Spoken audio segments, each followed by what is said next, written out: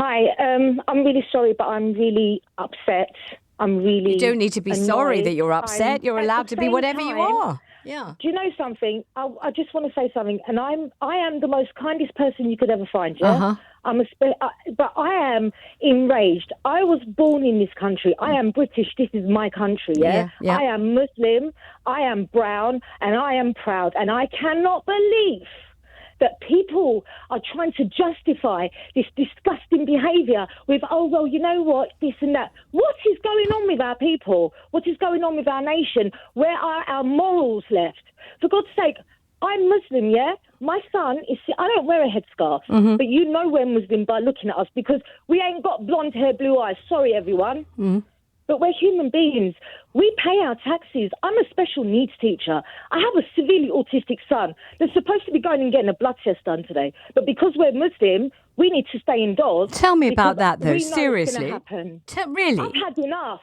All right, let me put it this way. But Alev, seriously, hang on, wait. Your son was meant to get a blood test today and you really feel that you better not go. So, literally, you're too frightened to go. In Romford. I haven't let my son go to school. Yes, do you know why? Why? Because this hasn't been going on for just a week. This has been going on for a very long time.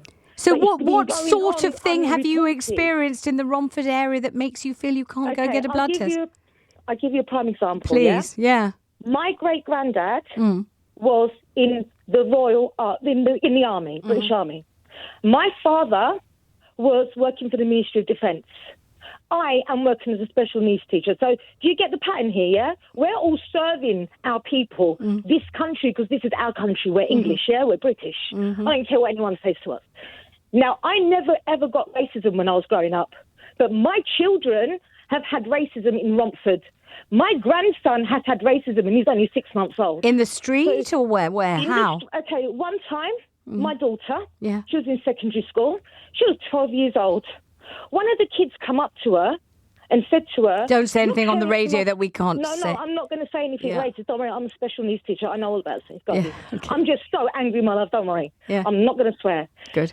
The girl comes up to her and says to her, your parents must really hate you because they washed you in a dirty lake and that's why you're always dirty and brown. Oh, my goodness. Okay? Yes, I hope the school dealt with it. Did the school deal with it? No. Why not? They didn't. They said kids will be kids. My son was stopped for a random spot check by the police because he looks like a terrorist in their eyes because he's 16, but he looks like he's 20. He's tall. He's got brown skin. He's got a lot of facial hair. Sorry, this is our makeup. This is our genetics. But it doesn't mean we're monsters.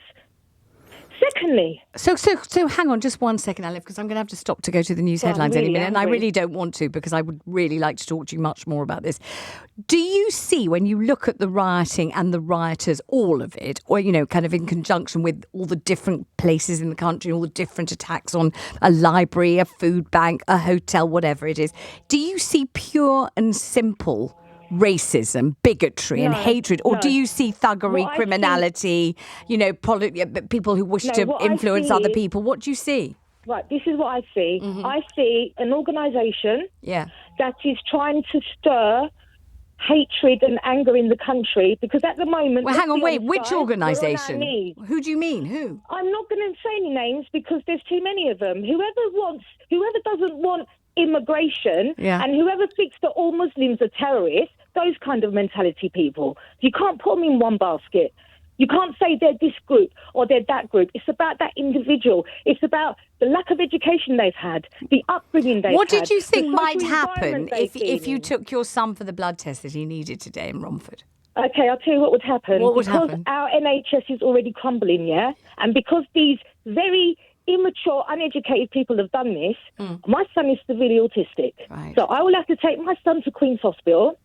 And because they are so busy and inundated, my son won't get a SEN nurse. So my son will have a few full-blown panic attack, start self-harming, and then he will have to be restrained by 2 doctors for a blood test. But now, if these so-called people cared about their country and their people so much, they wouldn't put the burden that they have on their people and their country. We're already on our knees. We're already trying to rebuild our country.